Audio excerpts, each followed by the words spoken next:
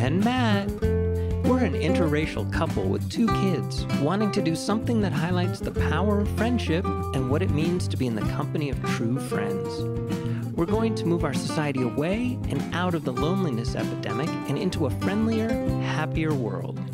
Welcome to Our Friendly World. Better, stronger, together.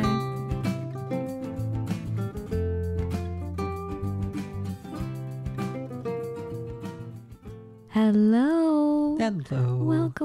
Welcome to Our Friendly World, everybody. I have something new. We're going to try something new. And once in a while, these will be like short bursts of episodes, but they'll be really powerful. Are you ready? No. For my idea? I'm scared.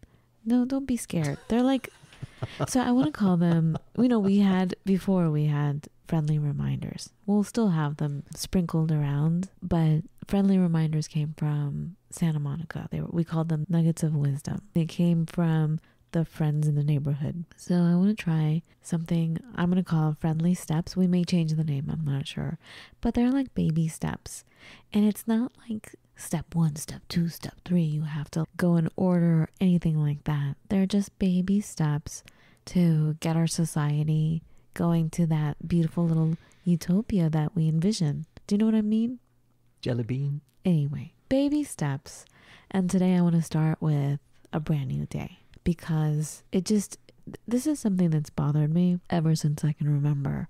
How people completely go wild on New Year's Eve, midnight, the stroke of midnight.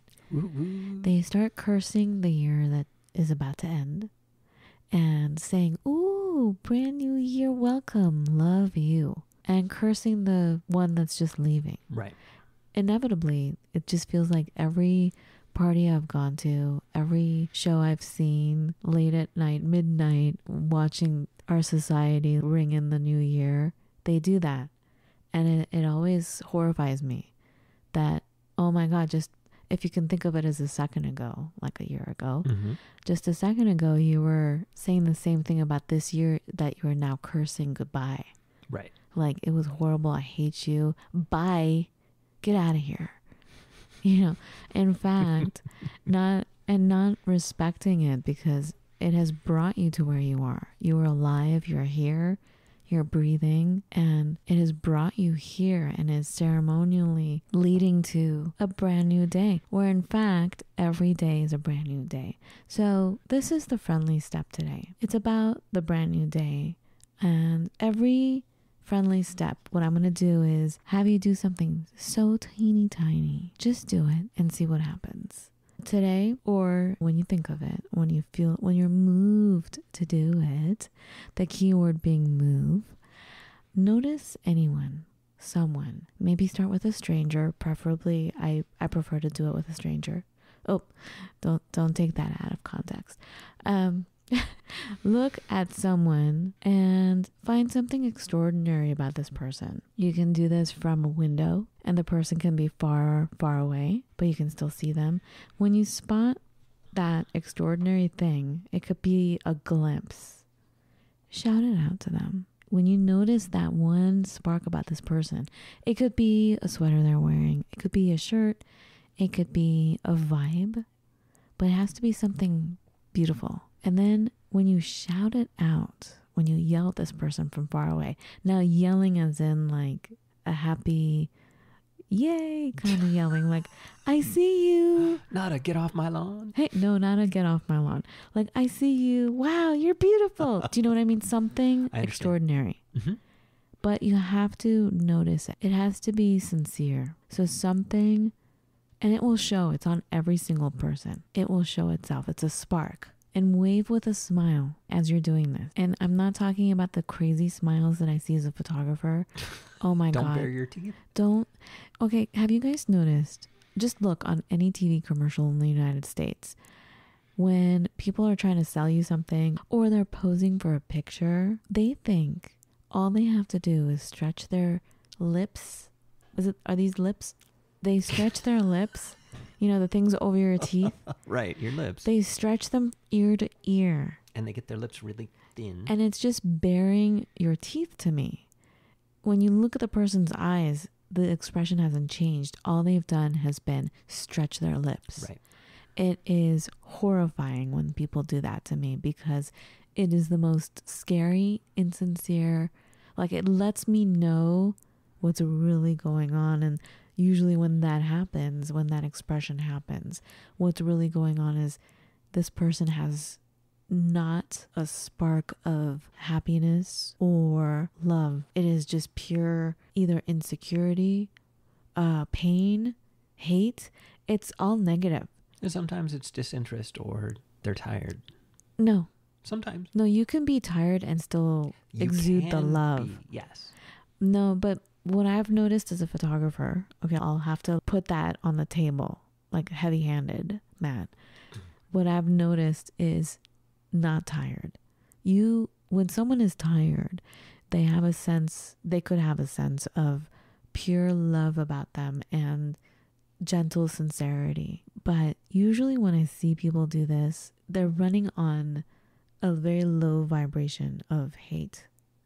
Or hate is, I know it's a really strong word for it, but you'll notice, once you notice what I'm saying, when you feel something, when you smile, you should really be thinking of something that makes you really happy. Baring your teeth is not it. It's very scary. Don't do that. For me, the smile is in the eyes anyways.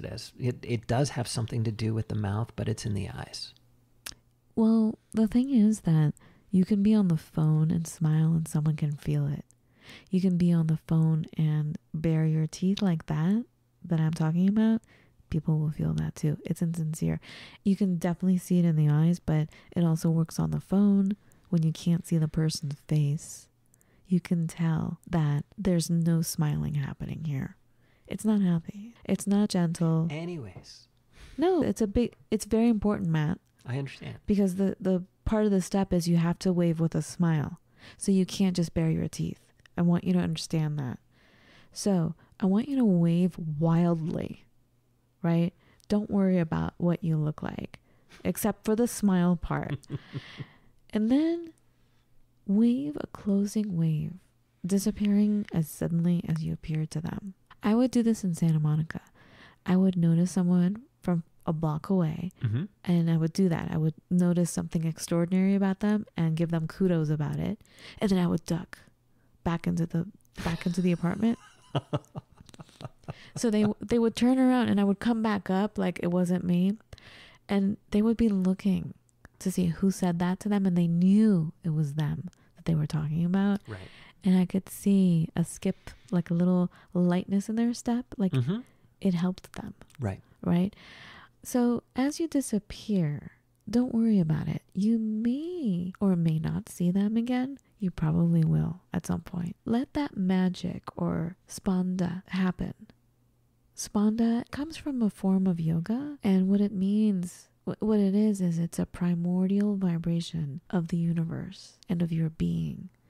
It usually refers to the creation of the universe. It's a Sanskrit word. It's derived from the root spadi, which means movement, motion, or vibration. It's something that you can't see. It's a divine power, spanda. So that's what you're doing. It's a new day, and we're going to start with new little baby steps, friendly steps along our way to making our society a better one. And as you've listened to our show, how long has it been? A year and a half? Something like, yeah. We have done almost 100 shows, 90, maybe 95. Something like, I don't really know the number. Friends who have been listening, you know, but we're not beating anyone over the head with, look, this is how to be a friend. Our show is Our Friendly World. We're just going to live it. We're just going to speak it. And we're not going to say, hey, this is it. This is the way. But the art of friendship is what we're all about. And we're just going to be it. And we're going to have that circle about us always. And it's kind of like live by example. And one of the prime examples of the art of friendship is to have beautiful conversation. And the beautiful doesn't always mean flowery and happy. And as you all have listened, Matt and I have argued. Matt has dropped the mic and walked away because he's upset about something that I was talking about that he didn't want to get into. And then we had to work it out and have him come back to the table and finish the conversation.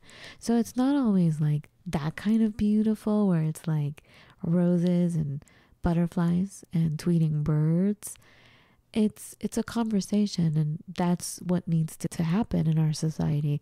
That's one of the things we've lost is it's like the lost art of conversation, the art of friendship. So there's a reason why we do this at our table, at our kitchen table. We are creating a circle of friendship, and we share our life experiences. We share our ideas. We share the things that we see out there that can turn into the absurd. Sometimes. You're the first person I ever heard say this, Matt. When we first met, I was having trouble with work, and I would come into Aikido. You could tell visibly, like, had a bad day, and you could tell I had cried a lot, right before stepping into Aikido. And you would tell me, and I wish you could remember the exact words you would say to me, it's okay, because sometimes life can get so many things can happen that it reaches the realm of absurdity. Oh, yeah. What did you say to me? It was something like that. Yeah, absolutely. Sometimes the world does the absurd realms where it's like, okay, I can't believe this just happened. I mean, it's just like, it's almost like, nowadays I would say punch drunk, but it's just like the world just keeps hitting you. And when it reaches that form of absurdity, you can start laughing at it. You can start laughing at it because it's like, what else can you do? You know, other stuff's going to just keep rolling. So you can either laugh or you can cry. So pick your poison. Or if you have a friend, one of you can cry, one of you can laugh, and then you can switch back and forth until you get a handle on it. Right. And that's the whole point is you have to realize sometimes you don't have control. It's like being caught in a current. So what do you think, Matt, before we close off? What do you think about this one baby step of noticing someone's spark? It has to be, I mean, I don't want to say it has to be, but I would prefer you start with a stranger. Right. On some level, it's certainly easier if you start with a stranger. But what's interesting that you mentioned, because just this week I was reading from somebody, God knows who, because I read way too much, but they mentioned how at the end of every Zoom call, they will just look at the camera and wave wildly. And guess what? Everyone else at the company is starting to do it too. Right. I do that too. You know, people generally tend to wave at the end of a conversation, but I find even the beginning when you're like, oh my God, should I say anything? Say something. Say, hey, I see you. Call out people when they show up if they don't announce themselves. Right. Have fun. Right. Well, yeah, exactly. But that's the whole point, is have fun with this and be honest and be, really try and take in this person. Thank you, Matt. Seeing. Exactly. This is about having fun. You're a little kid spying, not in a creepy way, but just like, you notice someone and you're just going to shout it out to the world, how fabulous they are. There you go. All right. So that's our friendly step of the day, baby steps. And again, this is meant to be fun. Fun. All right. So we'll talk to you in a few days. This is it. Just a short, quick one, but we'll be with you, holding hands with you vibrationally as you do this. I want to hear what happens. Let us know. By the way, if you really enjoy our show, we would appreciate if you could partake with us in a cup of coffee. There's an app. It's on our website, ourfriendlyworldpodcast.com.